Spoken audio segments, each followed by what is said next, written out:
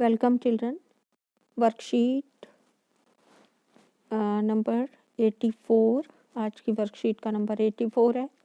परमाणु तथा अणु, इसकी पुनरावृत्ति हो रही है आपकी। आज इस वर्कशीट में आप रिवाइज करेंगे परमाणु द्रव्यमान और परमाणुकता के बारे में, एटॉमिसिटी।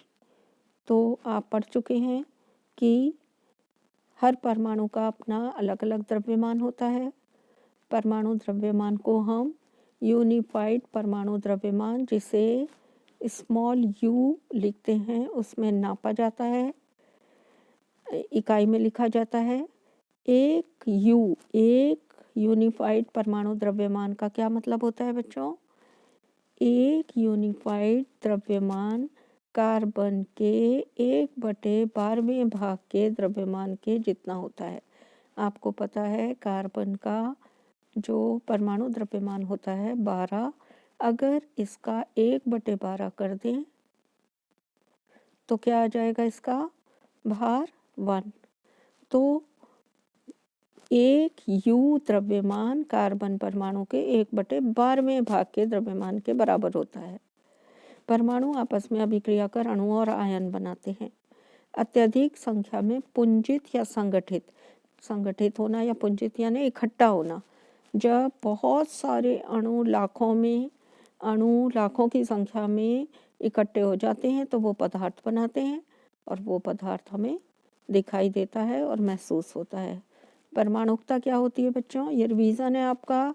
किसी तत्व, यौगिक या पदार्थ के अणु में कुल परमाणुओं की संख्या को उसकी परमाणुकता कहते हैं। यह आपको रिवाइज किया जा रहा है, आप इसको पढ़ चुके हैं। किसी भी अणु में या यौगिक में या तत्व में परमाणुओं की संख्या को परमाणुकता कहते हैं। एक परमाणुक, द्विपरमाणुक, त्रिपरमाणुक तत्व भी होते हैं, जैसे ओजोन में ऑक्सीजन के 3 परमाणु जुड़े हुए हैं।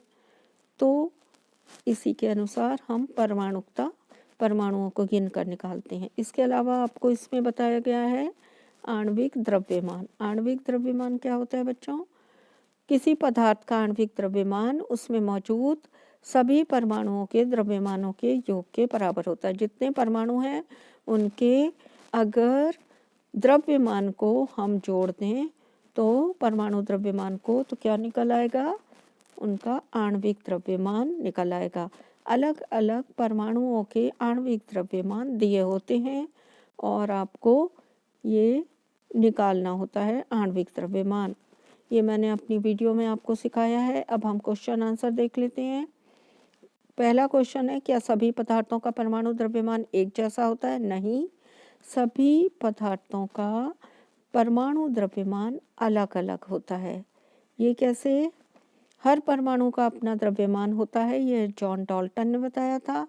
जैसे कार्बन का 12U, ऑक्सीजन का 16U आदि। तो हर परमाणु का अपना अलग अलग द्रव्यमान होता है। क्वेश्चन नंबर 2 में आपसे पूछा गया है परमाणु द्रव्यमान इकाई क्या है? उदाहरण सहित लिखिए। तो परमाणु द्रव्यमान इकाई किसे कहते हैं? यहाँ पर आपका आंसर लिखा हुआ है। आपको परमाणु द्रव्यमान को यू यूनिफाइड मास द्रव्यमान इकाई में लिखा जाता है। एक यू द्रव्यमान कार्बन परमाणु के 1/12वें भाग के द्रव्यमान के बराबर होता है। तो आपको ये आंसर लिखना है। और यहाँ पर आप आंसर 2 है। यहाँ पर आप किसी भी तत्व का उदाहरण दे सकते हैं। जैसे एग्जाम्पल क्या लिखेंगे? कार्बन का कितना होता है? 12U। ऑक्सीजन का, ये U है बच्चों, U। ऑक्सीजन का कितना होता है? 16U। तो आप अलग अलग, हाइड्रोजन का 1U। तो आप अलग अलग पदार्थों के परमाणु द्रव्यमान बता सकते हैं। क्वेश्चन नंबर 3 में आपको क्या निकालना है? क्वेश्चन नंबर 3 में आपको निकालना है इन रसायनों की परमाणुकता बताइए। परमाणुकता क्या होती है? परमाणुओं की संख्या। तो आपको परमाणुकता निकालनी है। अब आप परमाणुकता निकाल कर कैसे गिनेंगे? यहाँ पर मैंने आपके लिए ये लिखे हुए हैं यौगिक के नाम जो आपको क्वेश्चन में पूछे गए हैं। यहाँ पे परमाणुकता निकालने के लिए हम क्या गिनेंगे, अलग अलग परमाणु। कॉपर का एक परमाणु है, सल्फर का एक परमाणु है, और ऑक्सीजन के कितने परमाणु हैं, 4। तो 5 6, तो परमाणुकता कितनी हो गई बच्चों, 6। 4 कॉपर के, एक सल्फर का, एक कॉपर का। HCl में एक हाइड्रोजन है और एक क्लोरीन है। तो क्लोरीन के बाद भी कोई नंबर नहीं है और हाइड्रोजन के नीचे भी कोई नंबर नहीं है, तो दोनों के एक एक परमाणु हैं। तो परमाणुकता कितनी हो गई, 2।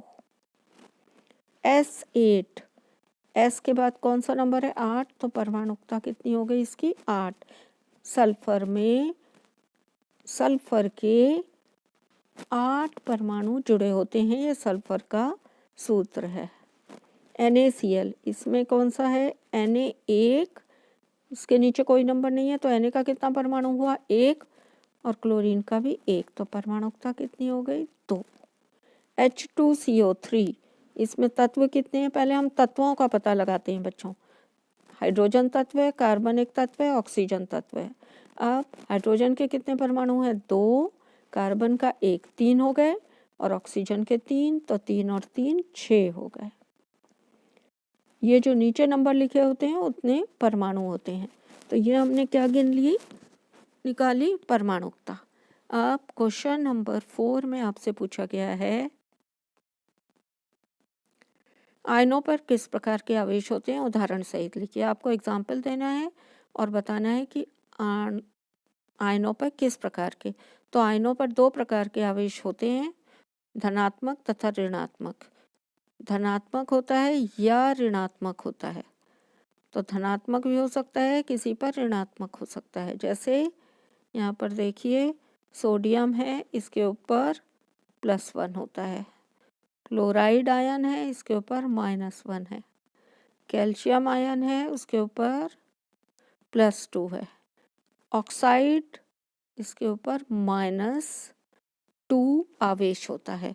तो आप कोई भी उदाहरण दे सकते हैं। मैंने अपनी वीडियो में ये आपको बहुत सारे उदाहरण आयन के बताए थे जिनके ऊपर आवेश होते हैं, धात्विक, अधात्विक और बहुपरमाणुक आयन।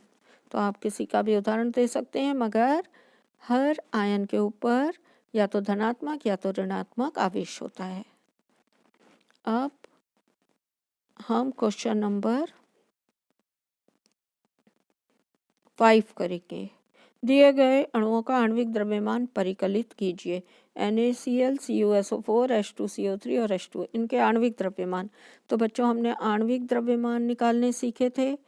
मैंने आपको बताया था आणविक द्रव्यमान निकालने को जब भी आता है तो परमाणुओं का आणविक द्रव्यमान आपको दिया होता है अलग अलग।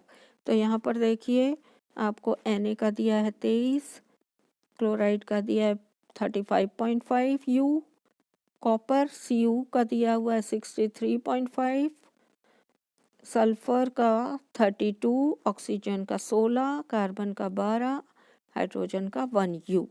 ये U क्या है, यूनिफाइड मास या यूनिफाइड द्रव्यमान। हमें किस किस के निकालने हैं बच्चों, NaCl का। पहला नंबर है NaCl का। तो NaCl का निकालने के लिए हमने क्या, कैसे निकालेंगे, हम सोडियम का लिखेंगे 23, एक ब्रैकेट में बंद कर लेंगे, इसके बीच में प्लस का निशान लगाएंगे। क्लोरीन का कितना होता है 35.5, इसके आगे भी कोई नंबर नहीं है, यहाँ पर कोई भी नंबर नहीं है तो हमें कोई नंबर लिखने की ज़रूरत नहीं है। अब हम इन दोनों को जोड़ देंगे ब्रैकेट खोल के, तो कितना आ जाएगा इसका, पॉइंट के बाद 5 आएगा, 5 और 3 8, और 3 और 2 5, तो 58.5 U। सेकंड आपका कौन सा पूछा है, सेकंड आपका पूछा है CuSO4।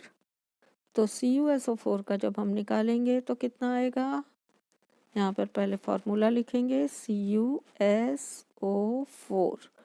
Cu 1 है, सल्फर 1 है और ऑक्सीजन 1 है, 3 तत्व हैं।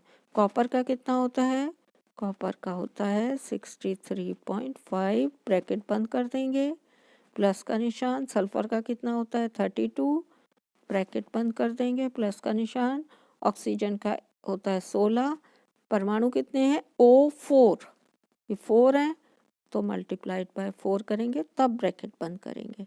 अब ब्रैकेट खोलेंगे तो ये कितना आएगा 63.5 प्लस ये 63 है बच्चों, 0.5 प्लस 32 प्लस 16 चौक कितना होता है 16 दूनी 32, 16 तीन 48, 16 चौक 64। तो आपको इनको जोड़ना है, 0.5 आएगा 0.5 ही रहेगा। अब यहाँ से जोड़ना शुरू करेंगे, 4 5 6 7 8 9, तो यहाँ पर 9 आ जाएगा। अब दूसरा वाला डिजिट जोड़ेंगे, 6 3 9 9 6 15, तो यह कितना आ जाएगा 159.5 U। ये 0.5 था, इधर ही करा। अब यहाँ से हमने फिर से चेक कर लेते हैं इसको। यहाँ पर 64 है 32, तो यहाँ पीछे वाला नंबर जोड़ेंगे सबके, 4 5 6 7 8 9, 9 लिख दिया। अब आगे वाले नंबर 6 और 3 9, 9 6 15, तो ये आ गया CuSO4 का 159.5 U। नेक्स्ट आपसे क्या पूछा गया है, नेक्स्ट आपसे पूछा गया है H2CO3। तो जब हम H2CO3 का निकालेंगे तो पहले क्या लिखेंगे, फॉर्मूला H2CO3।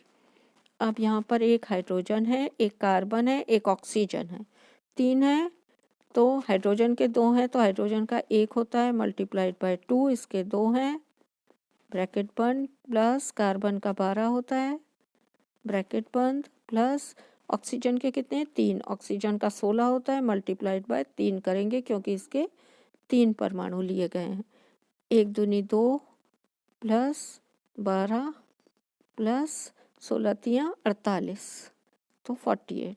अब इनको जोड़ेंगे, पीछे वाले नंबर जोड़ेंगे हम, 8 और 2 10 और 2 12, 12 की 2 हासिल आई 1, 4 और 1 5 6, तो ये आ जाएगा 62U। ये U है बच्चों। तो H2CO3 इसका जो आणविक द्रव्यमान आएगा वो कितना आएगा बच्चों 62। नेक्स्ट किसका पूछा गया आपसे, H2O। तो आप H2O का निकाल लेंगे। H2O का हम कैसे निकालते हैं, H और 2 O और H एक तत्व और O दूसरा तत्व, तो H का 1 होता है मल्टीप्लाइड बाय 2, ब्रैकेट बंद, प्लस ऑक्सीजन का 16 होता है, 16 में कोई नंबर नहीं है O के नीचे, तो 16 बंद, 2 एकम 2 प्लस 16 बराबर कितना आ जाएगा 18U। तो ये आ गया आपका वाटर का। ये सभी आपके आणविक द्रव्यमान हैं बच्चों। प्रॉपर आप अपने आप निकालेंगे, प्रॉपर वे में अपने आप निकालेंगे आणविक द्रव्यमान। अगर नहीं आएगा तो आप आंसर देख सकते हैं। Thanks for watching.